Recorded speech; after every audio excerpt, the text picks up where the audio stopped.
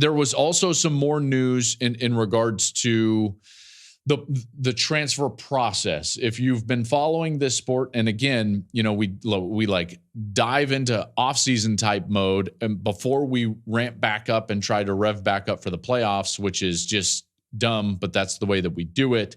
You'll know that the NCAA agreed to stop making players sit out a season after their first transfer through the end of this academic year. It was a court case, and so that came out basically a TRO, a temporary restraining order, and the original order was signed on Wednesday, and that blocked the NCAA from enforcing its multi-year transfer restriction. Okay, so listen, without getting into the weeds, here's the baseline of it. What this court case and ruling did is basically it took a really defined snapshot of the players that are currently in any sport under restriction based on transferring multiple times. And now it's made those athletes, student athletes, eligible right away. Okay. And there will be no penalty if they play right away in terms of restitution and things like that. So that's what the actual court case was and what the ruling was. There's not a ton to talk about in that regard, except for the conversation that it will spur in the future. And the conversation that it will spur in the future is this idea that the rule is going to be changed and we won't have a one-time transfer rule, but you can transfer whenever you want rule. That multiple transfers are totally legal.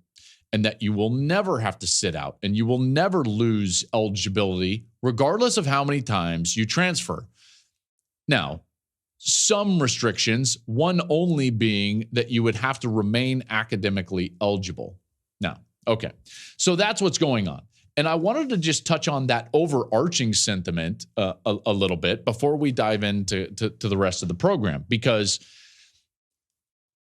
this is being brought on by DAs in several different states. And I know that they're doing this from a legality standpoint. Can you make a legal argument that there should not be any restrictions on transfers? Yes, you can. You can probably make a legal argument that there are some antitrust issues with the NCAA trying to enforce that. Now, that being said, that doesn't mean that the rule isn't a good rule. And so this is what I would say, is that in all likelihood, we are going to get to a point where you're going to have unlimited transfers. And that's not good for anybody involved. I think that it's awful, obviously, for programs, for fan bases. I also think it's awful for players. And that's the most important piece. Because if these people think that they are actually benefiting the players, I think that they are mistaken. Now, again, you might just, if you're on that side, maybe it's just from a legality standpoint. But there is no positives to unlimited transfers for players. There just isn't. There just isn't. Let me run down some of the issues that I think could arise from unlimited transfers. Okay.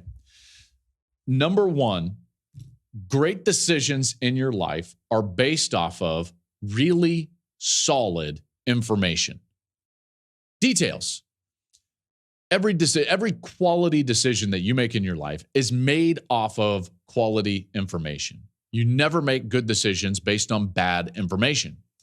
And if you're allowing everybody to move every year, then what that does is it minimizes and it limits the amount of quality information that is out there. So now whether I'm a high school athlete, a first-year player, a second-year player, a third-year player, a fourth-year player, it doesn't matter what year I am. The decisions that I'm making are going to be made on incomplete and incorrect information, because the rosters that I'm trying to make decisions based off of and the spots that I'm trying to make decisions based off of and the coaches that I'm trying to make decisions based off of are going to be constantly changing. And that amount of free mobility is actually not a positive, because I'm not going to be able to make a great decision for me because I don't have all the information. And there's no way that I can have all the information because of all that free mobility. And so that's an issue. That's an issue. If we want players and families and to find the best fit for them, I think part of it will then deduce into, if that's the right word, chance. Because again, they won't know what the roster is going to look like, in particular at their own position. They won't know who they're going to be competing against.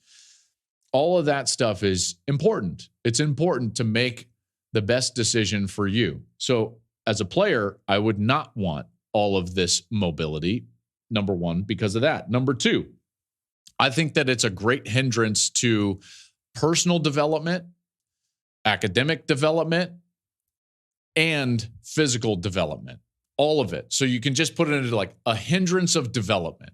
If you talk about it from personal development, I would tell you that going through hard things is the only way you become better. As a young man, a lot of times you have to make mistakes. You've got to be put into a position where you need to do something difficult. You need to be required to do something that you don't think you can do in order to grow. Heck, that's what lifting is you're basically doing things that your muscles can't do in order so that you can recruit more muscle fibers in order to do those things. Well, it's the same thing in personal growth. And if you've got free agency every single year, then there's too much of an out right away. So personal development gets hindered. It just does. Your academic development. If you're trying to transfer that many times, you cannot tell me that people's ability to graduate won't be affected. Their ability to maintain credits, maintain momentum towards a degree. And this is still a sport in which very few kids are going to get rich enough just based on NIL or whatever revenue share happens in the future. Very few kids are going to have life-changing money that they'll be able to lean on for the rest of their life. And very few of these kids are going to go to the National Football League, and even fewer are going to get to their second contract in the National Football League, which means the most important and valuable thing that they're actually going to get during these years is not their NIL dollars, but it is their degree, their ability to academically get something that they can lean on in the future to actually have an occupation or a career or build a career and have a career outside of the sport of football. So that's the academic side. And then there's the physical side, and you can throw in the player side. Okay, if I'm a coach and I know that a player can just leave whenever he wants, or I can replace a player whenever I want every single year, well, then guess what? I'm not going to pour into development into that player if I don't think that it's going to work out. I can't tell you how many times you see a guy that'll come in, even as a highly recruited player, and for whatever reason, it's just like, boy, we didn't do our homework well enough. This is not a fit. It's not working out. And what I see more and more now is that coaches are more willing to just move off of a player and say, you know what, we can replace him in the transfer portal. Well, that's not good for players, right? What you want is a coach to be personally and professionally invested in your success. You want them to have to develop you. Listen, I want a coach that's going to be like, hell or high water, my job, my entire being is going to be poured into you to develop you into something that you are not right now. And if we have just free mobility every single year, we're not going to get that. Okay, so there is a hindrance of development, like I said, personally, academically, and as a player. So I'm not going to be able to make great decisions because of incomplete information as a player. I don't feel like the development is going to be as strong with mobility every single year. And then there's the last thing, which is how in the world does this prepare athletes for the real world in the future? Because this is not reality and this is not how things work. None of us in the real world can move on every single year. We can't. I'm technically an independent contractor. All right. That's how I'm categorized. And guess what? I'm still under contract. I can't just go do a game for Amazon. You know why? I'm under contract for a certain amount of time. Nobody can do that. Guys in the NFL, Justin Fields can't just be like, you know what, I'm going to go play for them. No, you can't do that. Why? He's under contract. So in no way, shape, or form would allowing players to move every single year based on a whim, based on a feeling, based on NIL dollars, whatever it's based on, in no way, shape, or form is that preparing them for the real world, whether it's their occupation moving forward or even their occupation as a player in the National Football League. You don't have that mobility in the real world.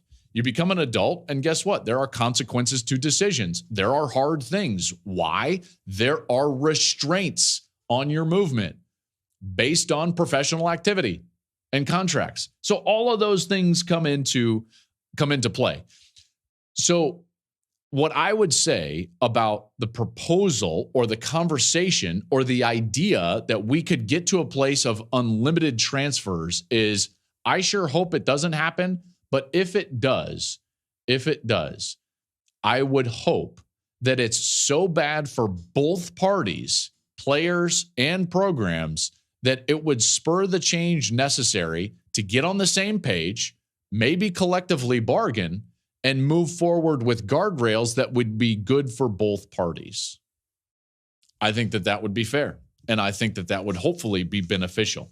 Thank you for watching the Joel Klatt Show YouTube channel. And if you liked this clip, make sure to like it and subscribe to the channel, and you can stay up to date on all of my college football coverage.